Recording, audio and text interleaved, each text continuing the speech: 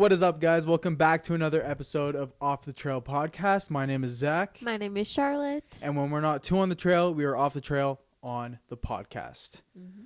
Today, we are going to dive into the Salkantay Trek. Mm-hmm. So if you're visiting Peru and you're thinking of doing the Salkantay Trek, the 5-day trek to Machu Picchu, this is the episode to listen to because we're going to talk about the whole trek. We're going to talk about the 5 days, and we're honestly just going to be completely transparent with our opinion on this trek. If you guys haven't seen our last video, we talked about our top hikes of all time, and the Salkantay Trek, of course, made that list. Definitely. But because it's been our longest hike, it's one of the ones that we get those questions about, and it's one of the ones that had, I would say, the least amount of information when we kind of started researching the trek. Yeah. We wanted to kind of do a breakdown day by day, a breakdown of literally everything that comes with this trek, everything that you need to know before you embark on it, and why we think that you 100% should do this trek. When you do hike to Machu Picchu, there are a couple of different ways that you can get there. The main two treks are the Salkantay Trek and then the Inca Trail.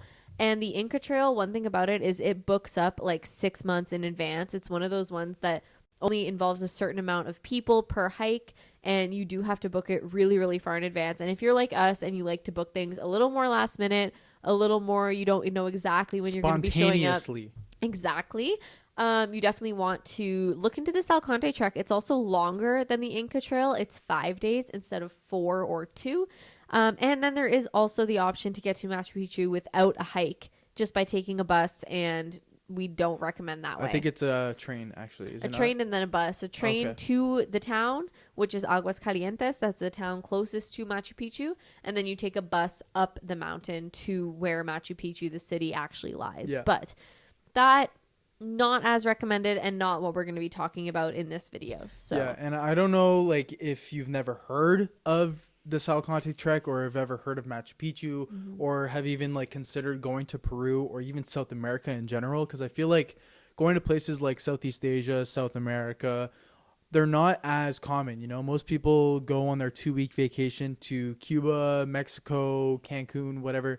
At least people who live in Canada and the United States, because it's like directly underneath. But I would definitely recommend considering going to South America, going to Peru, and definitely going to Machu Picchu, because it was one of the highlights of not only Peru but South America in general. So it's one of the 7 wonders of the world for a reason. It's absolutely beautiful. And if you had to pick, like, personally, if I had to tell you guys one country in all of South America to go to, I would pick Peru. Out of the 20 countries that we've been to, I think to this day Peru is, you know, it's definitely hard to pick your favorite country. That's one of the most common questions people ask me is like, what's the best country you've ever visited? And it's hard to say because every country has their pros and cons, but Peru always comes to mind because it just, not only is the food really good, not only are the people really friendly and you feel safe, but also Peru literally had every single landscape. And we've probably mentioned it in the other episodes, but it has the jungles, it has the cities, it has the history, it has the beaches, it has everything. And so definitely, if you're going to South America, go to Peru. But if you weren't thinking of going to South America, maybe you should start considering. 100%. Peru, out of the 20 countries, 20 plus us combined countries that we've been to, Peru, I think you can agree, is one of our top countries. You have something in your teeth? No. Yeah, the bottom one right here. Okay, well, hopefully the camera can't see that. Yeah. Where? Here? Yeah. Is it gone? Yeah. Well, let's just continue. Okay.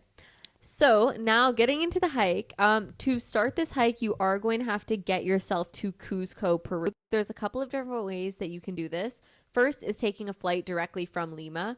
But the way that we did it, we were kind of traveling all around Peru. All we did in South America were buses. We did not take any flights other than... How many hours did we do on buses? Too many. I think in I think in total we added it up and it was over 320 hours within about 3 months. Insane. On buses. Insane. We did a lot of overnight buses, and I think that's what we did to Cusco, and it was the probably worst overnight bus experience. Yeah. Not telling you guys shouldn't do it. It was just this particular bus that we had taken. The people on the bus, like this guy was sick, and I was getting very frustrated. And the thing with Cusco is it's very high up in altitude. So we have known people who will fly from Lima, but the problem with flying is that because it's so high up in altitude, regardless, you are dealing with altitude sickness, and you can have the option of taking the bus. It's about 28 hours from, that sounds really long when I say it like that, but it's about 28 hours from, where did we take it from? Huacachina. Yeah. So, more south than Lima. So it's probably more like 30 or so hours, 32 hours from Lima, which we've done buses that long as well. And if it's an overnight bus, it's not too bad. But for someone like Zach who gets really altitude sick. Yeah, I've had issues. I've had some issues. Okay. Yeah. Like really bad issues. I think I touched a little bit on this in the past episodes as well. If you haven't checked those out, go check them out. But to be fully transparent here, I've gotten really sick with altitude sickness. Like, I'm talking like barely eating, bedridden, sleeping probably like literally close to 24 hours. Like, I think like especially when I was sick in Cusco, like I don't really, for 1 week, I don't have any memories of like a week when I was sick. Yeah, it was like days on end of me going out and like picking up some soup for breakfast, exploring the streets a little bit, bringing it back to him, still asleep. And like, he's not someone who sleeps that often or who is like a super tired person. Yeah. And the way that like altitude sickness changes and affects different people, like I shit my pants. Okay, like I'm actually like I'm yes, it's embarrassing. It's probably the most embarrassing thing that's ever happened to me, but I want to tell you, I'm a traveler. You're probably listening to this because you're a traveler or you're thinking of traveling, and I want you to know that this happens to people. It does happen, and it's happened to other people that we know. Yes. Not naming names. No, we're not going to name drop, you know, right now. It does happen, and it affects everyone differently because we obviously were going through the same kind of paths, the same altitude levels, and I just got a little tired. Like, I was sleepy. I want to say I was sleeping, okay? I wasn't like aware. I wasn't like awake, so like anyways, I'm not gonna get into detail because it's a little like TMI, but it happens. Okay, it does. So and it's one of the main things that happens with altitude sickness, or like nausea, anything that involves that extreme tiredness, not being hungry, but then anytime you eat you're just fully nauseous and everything. Yeah. Personally, I was like slightly tired, and that's kind of all that I've really experienced. So you could go and you could not feel anything, or you could go and it could be a really rough couple of days. So definitely before you plan to start any trek, give yourselves a couple of days to adjust. Yeah. I think we were there for like probably a week before we did the trek. Yeah. Mm-hmm. Yeah. So give yourself some time. Don't rush into anything. And if you can, bring the right medication and just, be prepared. That's all I got to say. When you get there, get some coca leaves. That was another thing that we were introduced to on the trek. And it helps so much. Like, you just chew on them, or you can get them in like a pill form. It sounds crazy, but it's actually like you can literally buy them in little baggies, and it kind of sounds sketchy now that I'm talking about it. But no, like even when we did Rainbow Mountain, we would chew on these leaves, and it helps so much. It's like, and as soon as you stop chewing them, then like the headaches and the nausea kind of come back, which is kind of crazy. Yeah. And you can also drink teas, I'm pretty sure. Yeah. Too. Oh yeah, we drank so much tea on that trek, and like you could feel it reviving you. As but anyways, sucking on them. Okay. Let's dive into the days of the Salkantay Trek. We booked through an agency in Cusco. Zach will put the name of the agency on the screen. And we booked literally the day before we left for the trek. They were like, get here at 5:00 in the morning tomorrow. The hotel that we were staying at let us store our luggage there, but there's also a luggage storage at the company that we went with. They pick you up in this little van thing. Bus kind of thing. Yeah. With everyone else you're going to be doing the trek for. The night before, you go for a briefing. Everyone's there. They run you through every single day. They give you a little map. And then you get started. You head out super early. And the first day, you get to kind of the base camp. And then you start on the trek. You prepay for everything. So you're prepaying for your food, your meals. You get 3 meals a day. You're prepaying for your accommodations. and I guess your guide and They also carry your bags, so all that you're allowed to pack, they give you a duffel bag. You can pack whatever you can fit into that duffel bag, and then you can bring whatever you want on your back. So we each opted for a day pack, and then that duffel bag, of course. They also provide you with sleeping bags. Oh yeah. Pillows, I want to say. Did we even literally have a pillow? literally everything you would need for a Yeah. 5-day trek. So like you don't have to think much about it, especially if you're doing it with Which a was tour, nice. a group. Yeah. I also opted for the hiking poles. I think they were like Yeah. $10 extra or something for the whole trek, and I loved my hiking poles personally, especially going downhill. Like my knees start to hurt sometimes, so I really enjoyed the hiking poles. Yeah, But I yeah, didn't get pools. no. Let's get into it. Zach also did this whole hike in vans. Disclaimer. They were all terrain vans. They weren't just They were skate shoes. vans. They were actually vans made for like hiking. So Vans, sponsor me. I'll speak highly about you. Okay. We were the only ones in the group who did not have hiking boots. We honestly didn't look like hikers no. whatsoever. Like thinking back and watching back at the video, which you should also go watch. Like not only am I not wearing hiking boots, I'm in Vans. You had Solomon's, so like that's pretty good. I love my But Solomon's. you had a friggin' Peru bag. Yeah, I was wearing my little Peru bag, my like striped pants, and Yeah. not even hiking attire at all. But not to toot our own horns, but we led the pack basically every single day. Except for when I got sick. But we'll get into Let's that. get into it. Yeah. So day one. Day one, Let's we go. spent like 2-3 hours driving from Cusco to the base of the mountain of the first day. And we pretty much spent the first day hiking up to Humantay Lagoon. And we thought it was going to be a rainy day. We thought it was going to be, well, it kind of was a rainy day, but we thought it was going to be a rainy week. And we were kind of discouraged, a little upset. We paid a decent amount of money for this experience, and we were kind of bummed out that it was going to be cloudy and rainy the whole time.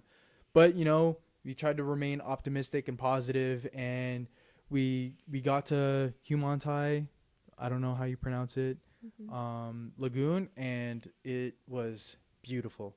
It's literally the profile picture of Two on the Trail. It's amazing. It's this turquoise lake or pond or lagoon. I don't know I don't even know what it is. It's just a body of water. It's literally turquoise, and it's got green around it and algae, and then it has like green mountains that lead to snow-covered mountains, and it was amazing. And you can hike up to, it wasn't even that busy when we got there either. No. And so we were able to get some really amazing photos, and that was really cool. The first day. And then after that, we hiked up more, and we got almost to the top of Salkantay. That's the name of the mountain, right? And we got almost to the top, but that's we stopped near the top right before it got snowy. I think we stopped. And that's where we spent the night. So we had our first meal there. We had dinner. It was amazing. I don't know if you want to, I don't really remember much of it, but if you want to chime in. I don't remember what the dinner was, but all of the food was really good. They cooked it the whole way. We sat at like one of those really long tables with everyone from our groups, and they brought us all of our different stuff. I believe when we got to the camp for the night, which we stayed in these little like glass huts, and you had the option to stay in the ones that were all glass or the ones that were a little bit more covered with like something on the top, and it was really, really cool. It was a beautiful location. I remember having to walk up to the dinner hut, and I was so annoyed because it was so much higher, which is like 20 steps, but the altitude was already hitting at this point, and we were tired. Like I remember taking a nap, and I don't take naps. No. So. And we got there, had our dinner, and I actually just remembered this of that night, but they brought us little mugs with fire inside of them. I don't know how they had fire coming out of the mugs, and we roasted marshmallows on top. Maybe they put gas in the mugs or something. I don't know. We roasted marshmallows on top of these mugs. They brought us popcorn, and then they brought the dinner out, and we all like kind of shared the dinner and everything. Went to bed. This is when we really got to know our group, because you do spend the next 5 days with these people, and they did pretty good at, setting us up with the right people, because there are multiple groups, and you all kind of do it at a different pace. So you really do connect with your specific group. And I remember like being able to connect with these people so well, because like the other groups, they just I know we wouldn't have got along with them. They were just like, you know, partiers. They're like playing music on the the trail. Yeah. They're like, you could just, I don't want to be judgmental here, but I just want to say we connected very well with our group.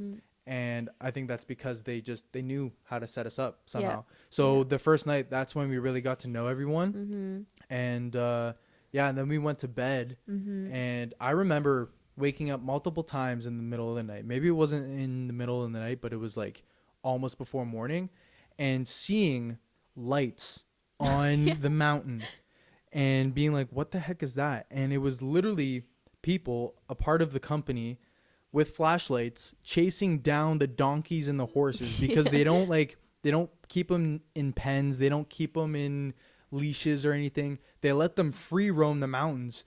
So these people were literally running and chasing these horses, lassoing before the day started. Yeah. And I just remember that. So. Yeah. And then they came and they like knocked on our hut and they woke us up with a little thing of cacao tea before we started the day, which was really nice. We drank that, and then we went upstairs, went for breakfast, packed up all of our stuff, and started on day 2. And I remember that day was probably one of the earliest days other than the last day. It was still dark out while we were eating breakfast. As the sun was coming up, we had our food, and then we started on the hike. And day 2, people say always like either day 2 or day 4 are the hardest days of the hike. Day 2, you go the highest that you do at any point, and day 4, you walk the longest. So we summited the Salkantay Mountain that day, and they have this part leading up to it. It's called the Gringo Killer, and it's basically just switchbacks. Didn't kill this gringo. And it's literally just switchbacks, but because you're so high up in altitude, you're going back and forth directly inclining. So it does get like kind of difficult to breathe. But by this point, I think we were kind of getting into a groove of the hike. We had already hiked for a couple hours leading up to this area. And, you know, you pass alpacas, you're in the beautiful mountains. We saw snow. We were feeling like super excited to get to the top. And it was really, really cool. We got to the top. We like whipped out our granola. Before we went to this market and just bought a bunch of different kinds of nuts and dried fruit and made this like probably 5-pound bag of granola each. And we're sitting on the top eating that. We did this ritual that our guide had us do, where we all sat in a circle again with our group who we really loved, connected with. It was great. And we each had to like put down a rock and talk about all the things that we wanted to like leave at the top of that mountain and like move on from, and all this stuff. It was really fun. A really like heartfelt moment. And I remember when that happened, I don't remember the name of the bird, but they really worshiped this bird in Peru. And as we're doing this ritual, that exact bird like started soaring over. And I remember our guide, it was our guide, right? Yeah. Tony. He shout out Tony. But he pointed out the bird. Oh, I don't remember the name of that bird. No, I'll have to like look it up. I'll probably hopefully put it on the screen so you guys can see. But and then I remember we were in the snow-covered mountains and looking down at the remainder of the day and the next day of hiking. And it was just Amazon rainforest. Yeah, you could literally see it from the top. It was so cool. I don't want to say that was the hardest part, walking back down after we summited. Oh, it was the hardest part for me. But it was just like so like mentally draining, because you see the end point. You see where you need to walk to. Any other point of this trek or any other hike that we've done, you never see where you need to get to. So I think that at that point of the hike, it was just really like, no, for me, it was like 5 hours later, and I kept thinking the day was going to end, and it wasn't over yet. And I was like, when does this end? Like, my legs were jello, because going downhill, I've always found that going downhill is harder than going uphill. I agree. And after leaving this mountain peak, and we could see where we were having lunch, he was like, look at that red building all the way down there. That's where we're eating lunch. And we continue down. Probably. And you're like, where? What red building? Probably like 3 hours later, we arrive at the lunch building. And he goes, yeah, so we're about halfway through the day. And I'm like, halfway through the day at this point, it's probably about 2. We started hiking at like 6 o'clock in the morning. But wait, don't get us wrong, okay? We don't want to discourage you from doing this trek. It was amazing. Yeah, it was amazing. Well, the whole walk down, you're like looking around you, and you're just there's snow-covered mountains, beautiful mountains. It's surreal. You did have the option to take horses to the summit, but again, this was the difference between our group and the other groups. Is that our group, no one took horses. We all walked it. No one got on them. Like, we did this whole hike all together. We all like just chatted the whole way. And on the way back down, it's so cool to see like passing the snow, passing the kind of barren landscape. We had lunch, and then you start walking, and you're walking into the rainforest. You feel it getting warmer. You feel it getting more humid. You see the trees coming. I remember taking off layers because at the top I was wearing, my shirt, my sweater, my jacket, my puffer jacket. And then by the time we got down after lunch, eating alpaca, that's a little foreshadow right there. And then now I'm in a muscle shirt. It was just, that was another thing that was crazy to me. That we were literally in a completely different climate in the morning. And then we finished in the jungle. It was really cool. Yeah. So I think that day was like 22 kilometers, I want to say. Yeah. 22 kilometers later, we arrive at our camp for the night. Again, beautiful, clear glass huts surrounded by Amazon rainforest this time. We're no longer up in the mountains. We're down, still surrounded by mountains, but like Amazonian mountains at this point. Yeah, literally jungle all around us. And I remember we got there, and we were the first group to get there of the like 3 groups that were kind of hiking. One would leave like 20 minutes before the next one or something. And so we are like looking through all the huts, which one has the best view of like these mountains behind us. And then everyone like gets in line for the showers, because you can take a cold shower for free or you can pay extra for the hot shower. And I think we had hot chocolate or something as well. And then we sat down, we all had dinner together, and I loved like the nightly dinners all as a group, because it was this big debrief about like everything during the day and like how that all went. And then we went to sleep. And also people would like play games, play cards, it was just a fun time. Like the guys were all like partying, like it was great. We're having drinks, and you can just like really unwind, and it was just like it was awesome. Yeah. Then day 3 hit. Day 3. Whoa. Before day 3, the middle of the night of day 2, I'm waking up constantly, barely sleeping, because I'm going to the bathroom. I keep going to the bathroom. And I'm not going to go into more detail about that. But the next morning, I wake up sick. I'm like, my stomach's hurting. I'm not feeling good at all. And I'm just telling myself, thank God. Day 3 is the shortest day, the easiest day. It's just downhill, but not like downhill, not at a steep downhill, just like steady, flat downhill. And like on a road the whole time. Yeah, you're not really on a trail at all. I was really glad to be sick on that day, but it was definitely the alpaca that I had the day before. So I had no alpaca, so I was not feeling this. Yeah.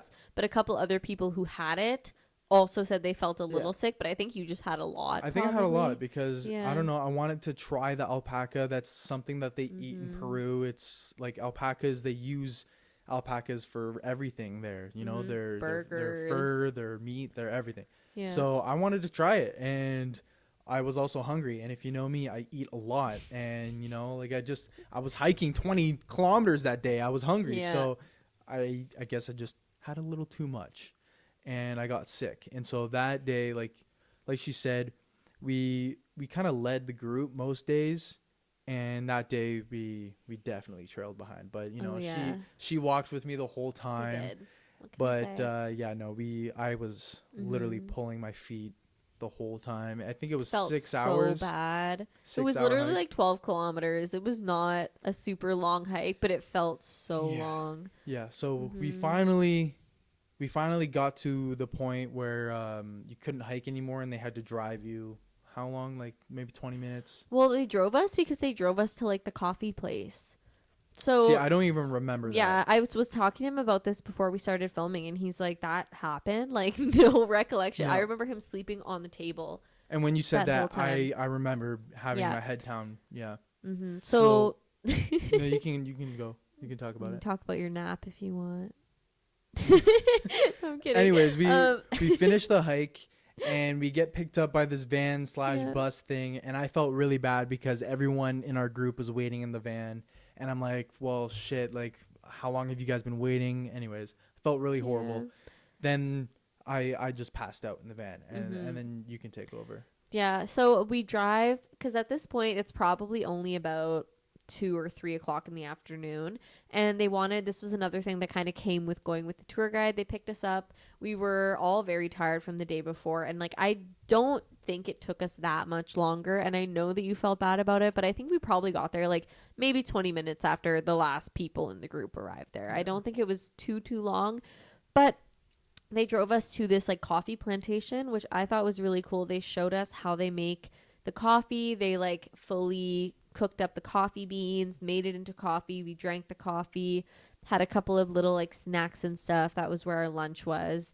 There was like chickens everywhere. I thought it was a pretty cool experience. I don't remember any of that. And then yeah, so it was like a nice little addition again that comes with doing it with a group is like they've done it so many times, they know where you need to be adjusting to the altitude. Even though we'd been walking downhill the whole day, we were still pretty high up, and they knew the next day we were going higher, and up until we went to Machu Picchu we were going to be getting higher and higher in altitude. So we had the little rest. They picked us up from there and they drove us to our camp for the night. This night we actually stayed in tents, so we were tenting on this like grass area Field. Yeah, again in the middle of the Amazon, which was really cool. We had a lot of free time that night. I remember just like reading, meditating, not really doing too much. We had like a really, really chill evening. There was the option that day as well to go to hot springs, which we opted out of because it was kind of pricey, and we had done some hot springs, or we had planned to do some ones in Bolivia as well. So we opted out of that and just decided Zach also wasn't feeling too well. So we just stayed at the campground that night. I was feeling a lot better though, because after dinner or during dinner, they gave me this tea, which I talked about in one of the last episodes. I couldn't tell you what kind of tea it was, but it tasted like fire. Like it wasn't hot. It tasted like coal, ash. Yeah. It tasted like an ashtray in a cup. Like that's what it tasted like. But it made me feel so much better. It did. Yeah, so he did start to feel better that night. I don't think you ate too much for the dinner. Had some like bread. I think I remember bringing you pieces of bread to the tent to like chew on while you were sleeping, and I was like playing cards or something in like the main area, because I think you just really needed to sleep it off, because by the next day I think you were feeling much better. I was by day feeling 4. so much better. Yeah. So much better. And day 4 was arguably one of the best days, I think. It was my favorite day, I think, other than Machu Picchu, of course, but like day wise, it was the top one. I remember just like walking through the jungle the whole day, and you have amazing views of mountains, and you can literally like endless mountains. And then we almost at the end of the day saw Machu Picchu for the first time, and that was just super awesome. You know, you're seeing donkeys everywhere, and there was like a couple stops along the way to get like fruit and stuff at these little stores. Like there are tiny little like tiendas, like really, really small stores in like the middle of the mountains, and there's no roads around. There's just hiking trails, and you're like, literally picture just like some old South American lady with a hut. But it's like barely a hut. It's like 4 sticks and a roof. Yeah. And she's got all of her fruit and all selling of her really good empanadas and like and you know what? Another thing, Sublime bars, Sublime chocolate bars. Oh my god! Yeah. If you go to South America, I think it actually is it just Peru, or was it? No, I think they were maybe it was just feel like Peru. It was just Peru. Yeah, I bought them at a Peruvian store in Spain recently, and they tasted just as good. So good. It's like the Kit Kat equivalent. Like I think Kit Kats, like what's another super popular? Like peanuts in them. I know, but like so good. I mean like popular chocolate bar in Canada. Like Hershey's, maybe. You think Hershey's is more popular than Kit Kats? No, you said another one. I think Hershey's is not as popular. Okay, whatever. Anyways, Sublime bars. If you go to Peru, try them. This lady was selling them. I was thinking of like a nutty.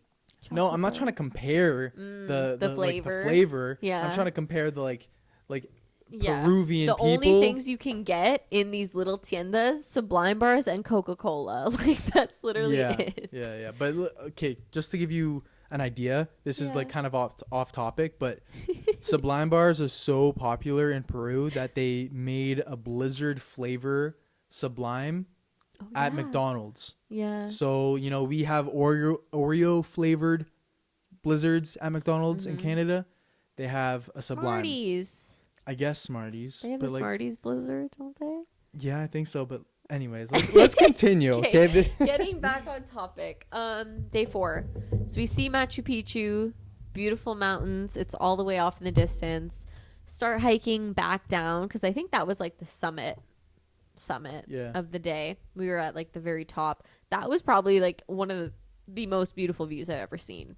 Yeah. Looking at those mountains. Like it was just like I said, endless mountains. Endless jungle mountains. Literally. And we were like blessed with the most after that one day, the first day, Humante Lagoon, everything like that. We were like the weather was perfect. There was I don't think one cloud in the sky the whole time. The other 4 days of our hike after that first one, which was awesome. And then we started back down. And I think the walk back down was like 11 kilometers maybe. We passed like our first little bits of Inca ruins. And then we made it down and we walked. Do you remember walking along the train tracks? Yeah. And they just kept going. It was a great walk. Like you're surrounded by beautiful mountains the whole time. But you're just walking along the train tracks, like along the side of the train that people would take from Cusco, I'm assuming. Yeah. And then by the end, so we stopped for some ice cream, you know, took it really like chill that day because we knew we had a really early day the next day. We weren't in a huge rush or anything. And you finish off the day in Aguascalientes, which is the town closest to Machu Picchu. Do you remember getting to that town? Yeah, it was so weird. It was weird because we had spent the last 4 days in complete nature, complete mountains, you know. We weren't even on our phones. Like I had no cell service. You could pay for Wi-Fi at some nights, but I just opted out of that.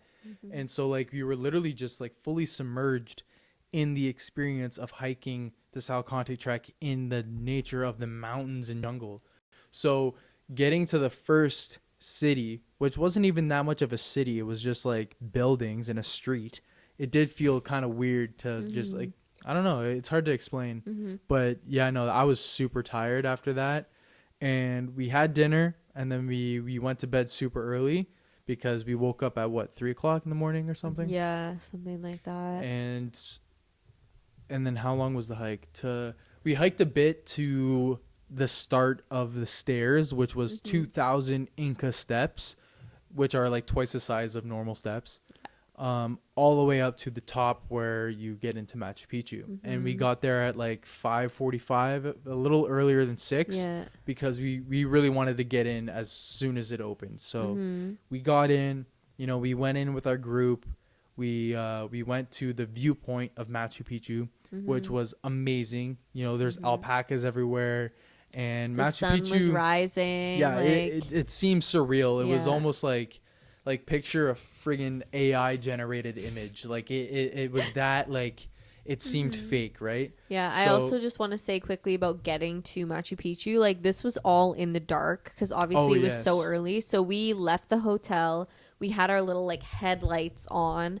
And you walk along a road for a really long time, and then you start walking up. There's like a teeny tiny arrow on this like wooden sign pointing up, and you go through the forest a little bit, and then there are steps, and then all of a sudden you come out on another road, and that's the road where I was saying earlier that the bus takes you up in like kind of a loop formation up to the top of the mountain. But every single time you come out of the forest, you're on this road and you have to kind of look around. Sometimes you have to walk up the road a little bit. Sometimes you have to walk the other way. And there were a couple people that were like not getting lost, but were confused of where to go on the way up. We got confused a couple times. So it's definitely worth going in the morning, but you have to pay really close attention to the signs because we definitely could have easily gotten lost on the way up or taken way longer than we had to. Because you can just walk the road, but then now it's just taking way longer. Yeah, you gotta do the steps. So definitely, again, if you're thinking of doing this trek, get to Machu Picchu as early as possible, because then not only do you get to see Machu Picchu as the sun rises, but you can also ditch your friggin' group, because that's what we did. Yeah. We were supposed to stay with our group. You know, our tour guide was like, no, stay. Like, I'm gonna tell you about the history. I'm gonna tell you stories, whatever. And we were like, no, it's okay. And we left. And I swear to God, you know, like I can say this almost 100% confidently that we were the first to explore. Oh, 100%. Yeah. Yeah. Because I would say, like, let's just for the sake of it, like let's call Machu Picchu a city. I think we were the first to explore the city of Machu Picchu That day. that day. Well, so they let 200 people in every single hour into Machu Picchu. And we booked the first hour slots. We were the first ones in line other than other people in our group. And when we walked in, like, we're not people who need a huge amount, like, photo shoot types of pictures. So we walked in, walked to the viewpoint, took a couple of the pictures that we wanted, took some pictures for other people in our group, and then we just left. Yeah. And when we were walking down the stairs, because where you walk in is up on a mountain, so you get, like, the view of the city. And then you start walking down, and we passed every other person on the steps, and then we were in the city, and there was no one else there. And we got to take our time, you know, we weren't like speeding through. If you can tell from the video I have on the screen, like, we were literally strolling through like so slowly and like really paying attention to the details of Machu Picchu. And we literally had enough time to sit down and meditate for 20 to 30 minutes without anyone like walking by or anything. Like, it was just like amazing. And if you're considering doing this Salkantay Trek, if you're thinking about going to Machu Picchu, if you literally have this already planned, you got the tickets booked, you have your time slot booked, definitely prioritize going early, because that made the experience so much better, and it made it such a highlight of Peru and of South America, our 4 months in South America. Yeah, they let like 5,000 people in a day, I think. So every hour it gets busier and busier. And the bus doesn't even start running until I believe the 8 o'clock slot. So for that 6 o'clock slot, it's literally only people who hiked it, people who walked up, and it's usually a lot less than 200 people, especially we went during the off season. And it was just so cool to see like how empty it was, and we got such a different, I think, perspective. If it had been packed and we were like walking around with different tour guides like it has when we go to other more famous like touristed areas, I don't think it would have had as big of an impact on me as it did going basically ourselves that morning.